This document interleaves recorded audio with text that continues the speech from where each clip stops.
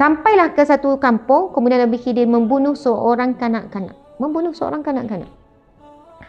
Nabi Musa pun dah lupa dah janji dia.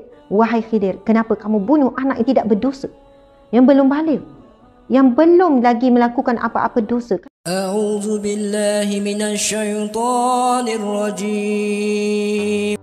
Apa kelebihan mati syahid, tuan-puan sekalian? Mati syahid ni diampunkan Allah segala dosa. Mati dalam keadaan bersih, suci. Bersih, mati syahid, husnul khatimah. Mati syahid dijamin syurga.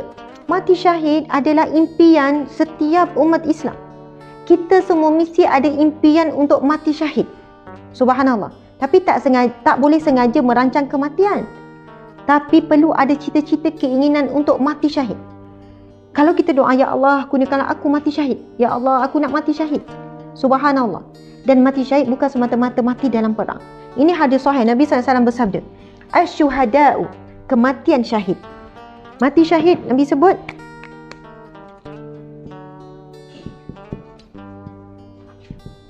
khamsah, ada 5. Asyuhada'u khamsah. Mati syahid ada 5. Yang pertama, al-mat'un. Ini wabak. Ini ta'un. Ataupun, kita sebut sebagai wabak. Yang kedua, al-mabtun, iaitu sakit dalam perut. Al-ghariqu wa sahibul hadmi. Lagi? Wasahibul hadmi. Ya. Wasahibul hadmi ni runtuhan bangunan. Kan banyak berlaku di Palestin. Ataupun kalau tak di Palestin, banyak pekerja-pekerja kontrak untuk bangunan mati. Tengah buat bangunan jatuh mati. Dengan syarat, tuan-puan sekalian, yang meninggal ni Muslim, jaga solat, jaga aurat. Mesti ada syarat-syaratnya lah, tuan-puan sekalian. Mereka yang orang Muslim semua mati, orang tak Muslim pun mati. Tapi ada perbezaan orang Muslim. Ada yang mati sebagai syahid, ada yang mati bukan syahid. Tak semestinya syahid sahaja husnul khatimah, ada juga husnul khatimah tapi tidak dapat kematian yang seumpama ini. Jadi, Masya Allah, mesti basicnya orang yang dapat syahid kan sampai kedudukan diampunkan Allah dosa, dijamin syurga, selamat daripada azab kubur, adalah mereka yang mentaati perintah Allah dan meninggalkan larangan Allah, orang yang soleh, orang yang baik, dan dia dapat pula kematian yang seumpama ini. Jadi kita boleh sebutkan dia ada ciri-ciri kematian yang syahid. Nak confirm, kita pun siapa kalau nak confirm kecuali yang mati di medan jihad tu, kita nampak di medan perang kemudian dia meninggal, kita panggil dia syuhada. Namun itu pun dibahaskan dalam hadis kudusi kan, yang mana yang kita tahu antara golongan terawal akan dipanggil oleh Allah iaitu di kalangan orang yang mati syahid. Lalu Allah tanya, apakah ini hadis sahih? Apakah yang kamu lakukan dengan segala nikmat yang aku kurniakan kepadamu? Ya Allah, aku berjuang di jalanmu sehingga aku syahid. Allah kata tidak. Kamu buat begitu untuk dapat gelaran syahid, bukan kerana Allah. Dia dicampakkan ke dalam neraka. Nak sebutnya yang mati di medan perang pun belum tentu lagi diterima sebagai syahid. Tapi dari sudut manusia, kita nampak mati di medan perang panggil syuhada teruslah. Mudah-mudahan semuanya ikhlas kerana Allah dan dapat syahid. Jadi tuan-puan sekalian, kita tak boleh panggil, kalau yang meninggal kerana wabak COVID-19, kita panggil syuhada, ini para syuhada apa semua. Tetapi yang jelas pada mereka adalah ada ciri-ciri mati syahid. Subhanallah. Sebab itu, di sebalik kesedihan kita dengan kematian orang-orang tersayang, kerana wabak COVID-19 setiap hari ada kematian yang jumlah yang banyak, perlu ada sedikit rasa kesyukuran. Subhanallah, kita bersedia ke tak bersedia akan mati. Sakit ataupun sihat, dua-dua pun akan mati. Muda atau tua, muda-muda akan mati. Yang membezakan kematian, bukan muda tua, sakit sihat, adalah kematian yang husnul khatimah atau su'ul khatimah. Itu poin paling utama. Dan jika ada ahli keluarga kita meninggal atas asbab apa pun, dan kematiannya baik, ada ciri-ciri kematian yang baik. Contohnya ciri-ciri mati syahid. Ataupun ciri-ciri yang lain lah. Ada mengucap syahadah, meninggal pula pada hari yang baik. Ada tanda-tanda kematian yang baik. Ya, kita wajar untuk bersedih. Kita wajar berdukacita. Kita wajar. Namun perlu ada rasa kesyukuran. Ustazah, saya sedih. Ada yang suami kan, subhanallah, anak berapa orang, isteri meninggal, muda lagi. Memang sedih. Tak nak bayang saya nak besarkan anak tanpa ibu dia. Anak yang kecil selalu tanya ibu dia, bagaimana saya nak teruskan kehidupan tanpa isteri saya. tapi walau bagaimanapun saya syukur. Ini orang yang beriman. Dia ada juga, ada selit kesyukuran. Itulah suara iman yang Allah tiupkan ke dalam hatinya. Syukur Ustazah, isteri saya pergi dalam keadaan yang baik. Dia adalah isteri yang solehah. Dia isteri yang solehah, dia wanita yang baik. Dia pergi dalam keadaan dia dikenang sebagai ibu yang penyayang. Dia sebagai ini maksudnya dia memberi kenangan yang baik-baik. Dia orang yang baik dan meninggal dalam keadaan dia kekal menjadi orang yang baik. Tuan-puan sekalian, pernah kita baca kisah apa? Kisah Nabi Khidir kan. Kenapa Allah perintahkan Nabi Khidir membunuh seorang kanak-kanak? Kan masa tu perjalanan Nabi Musa AS dengan Nabi Khidir, yang mana Allah perintahkan Nabi Musa. Masa tu Nabi Musa sebut, aku orang yang paling bijak, yang paling banyak ilmu yang Allah kurniakan. Kemudian Allah menyampaikan, tidak wahai Musa, ada seorang lagi manusia yang diberikan ilmu yang tidak ada pada kamu. Kemudian Nabi Musa meminta dengan Allah supaya izinkanlah bertemu dengan orang tersebut supaya dia boleh mendapat ilmu daripada orang tersebut. Itu Nabi Khidir. Allah perintahkan perjalanan begini bila jumpa. Bila jumpa Nabi Khidir, engkaulah orang yang aku cari sekian-sekian, izinkan aku berjalan denganmu, bermusafir denganmu agar aku boleh mengutip ilmu-ilmu hikmah pada kamu. Nak belajar, nak nuntut ilmu. Namun Nabi Khidir bagi syarat. Betul kan? Nabi Khidir bagi syarat. Boleh, tapi dengan syarat kamu jangan pertikaikan. Kamu jangan marah, kamu jangan tanya apa yang aku buat. Jangan pertikaikan, jangan tanya. Lepas tu mereka perlu seberang. Perlu menyeberangi satu sungai. Kan? Lepas tu orang situ memang kenal Nabi Khidir. Okey, bagilah tumpang. Sampai dah kat seberang, Nabi Khidir buat lubang pada perahu.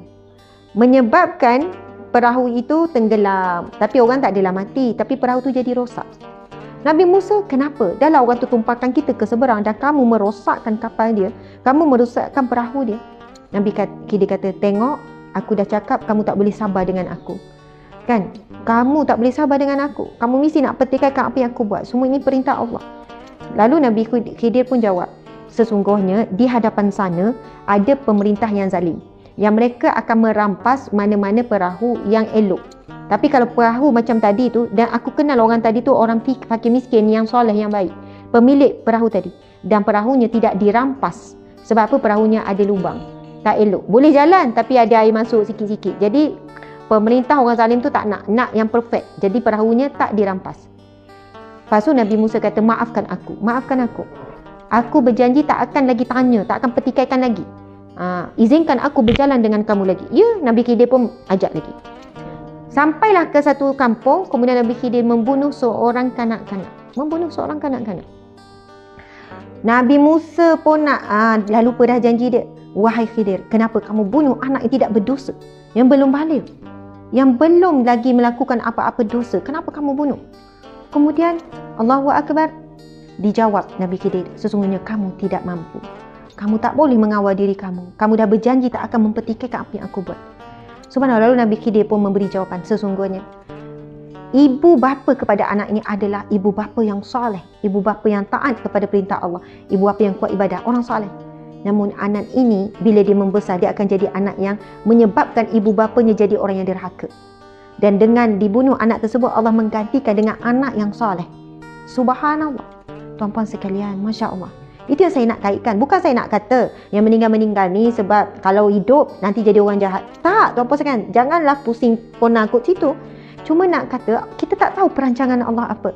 Dan bila dia meninggal dalam keadaan dia solat, dia baik, suami pun redha, anak-anak pun kenang sebagai ibu yang baik.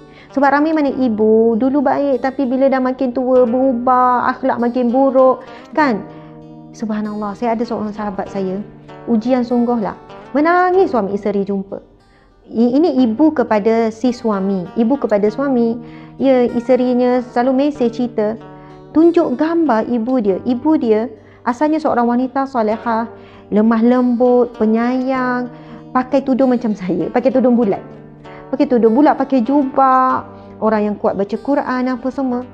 Subhanallah, berubah 360 darjah sejak tak tahu macam mana terjebak dengan skema ni di kalangan yang bukan warga negara Malaysia lah. Masya Allah, tak tahu macam mana. Mungkinlah pukau ke tak pukau ke, wallahualam. Ibu ni berubah daripada orang kampung, lemah lembut, penyayang, solehah, taat. Dia kata, Ustazah, ibu saya ibu yang baik, contoh tauladan yang baik. Ini, tapi berubah terus pakaian. Nak pakai seluar, pakai tudung singkat, solek-solek. Lepas itu habiskan semua duit, hutang sana sini untuk bagi kepada lelaki ni. Lepas tu engkau pitan suami sampailah bercerai dan terus tak jumpa langsung lah dengan mak ni. Umur berapa? 50 lebih dah ni. Mak ni terus pergi hidup bersama dengan scammer. Maksudnya ia bukan sekadar scammer yang tak dikenali online ni, yang mungkinlah kena sihir ke apa, wallahualam. Terus duduk dan putus terus dengan anak-anak memang rindu ni. Kata, ya Allah Ustazah, benda ni berlaku sekelip mata. Dengan ditinggalkan ayah begitu saja, kan, ayah dalam keadaan hutang yang begitu banyak sebab mak buat hutang orang ni untuk bagi saya.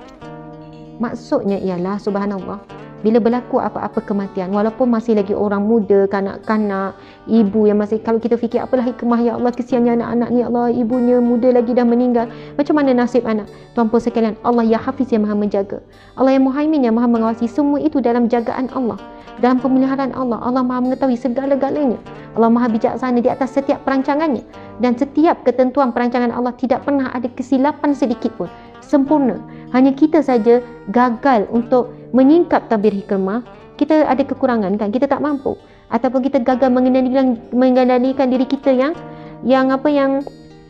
hilang sabar. Ada isteri tanya, Ustazah, apa hikmah saya kena dera dengan suami 20 tahun kot? Saya kata, puan, wallahualam, hikmahnya mesti banyak, hanya Allah yang tahu. Tapi zahir yang saya nampak, 20 tahun puan mengumpul pahala sabar. Bukan sekejap puan, bukan 2 hari, bukan 2 bulan, bukan 2 tahun, 20 tahun puan mengumpul pahala sabar. Puan tahu tak, pahala sabar adalah laluan paling utama untuk ke syurga Allah. Subhanallah, sampai ada pintu babus sab. Orang-orang sabar ni kalau masuk syurga, malaikat berdiri di setiap penjuru menyambut dengan salam. Salamun alaikum bima sabartum. Saya tanya puan, berbaloi tak 20 tahun puan diuji Allah dengan suami yang begini? Dan hari ni puan mohon cerai, alhamdulillah, saya akan bantu puan untuk mohon cerai agar puan dapat ketenangan. Tetapi 20 tahun yang puan lalui dengan suami tak sia-sia. Berbaloi tak puan 20 tahun tapi Allah berikan syurga? Dia pun diam. Betul ke Ustazah? Kalau puan ikhlas, redha menerima ketetapan ujian Allah tu. Kalau puan boleh memahami hakikat ujian, walaupun lama, walaupun teruk, walaupun dahsyat, subhanallah, dia kata, Ustazah, saya redha Ustazah, saya maafkan, sampai boleh keluar maafkan suami. Tapi saya tetap teruskan ingin mohon cerai supaya saya boleh hidup tenang di hujung-hujung usia. Saya kata, ya, itu yang terbaik. Sebab ini melibatkan penderaan fizikal yang perlu dipertahankan. Subhanallah. Okey, semangat pula bercakap, kan. Tuan-puan sekalian, taun Ustaz yang Jawatan Mufti Wilayah sebut secara kesimpulannya, wabak COVID-19 juga adalah seperti mana taun. Sebenarnya itu adalah perbahasan ulama, tapi itu pun pendapat yang kuat. Okey, memang betul sakit dalam perut. Ada orang sehat tak ada apa-apa, sakit dalam perut 2-3 hari meninggal. Itu ciri-ciri tanda orang yang mati syahid. Subhanallah. Kemudian al-ghariqu, mati lemas, wa sahibul hadam asyahidu fi sabilillah, runtuhan bangunan.